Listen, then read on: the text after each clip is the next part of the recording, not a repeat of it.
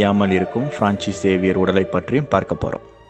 குழந்தை இயேசு தேவாலயம் அல்லது பசிலிக்கா ஆஃப் பாம் ஜீசஸ் எனும் கத்தோலிக்க கிறிஸ்துவ தேவாலயம் இந்தியாவின் பழைய கோவா நகரில் அமைந்துள்ளது. இந்த கிறிஸ்துவ தேவாலய கட்டிட வேலை 1594 ஆண்டு தொடங்கியது. இந்த தேவாலயத்தின் கட்டிட வேலை 1605 ஆண்டு நிறைவு பெற்றது. இந்த தேவாலயம் யுனெஸ்கோவால் உலக பாரம்பரிய சின்னமாக அறிவிக்கப்பட்டுள்ளது. இந்த தேவாலயத்தில் பிரான்சிஸ் சேவியர் உடல் 400 ஆண்டுகள் மேலாகியும் அழியாத நிலையில் இன்றளவும் உள்ளது.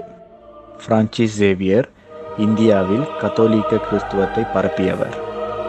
இவர் 1542 ஆண்டு முதல் 1547 ஆண்டு வரை சீனா சென்று அங்கு கத்தோலிக்க கிறிஸ்துவத்தை பரப்பினார். இவர் சீனாவின் சன்சியான் தீவில் 1552 ஆண்டு உயிர் நீத்தார்.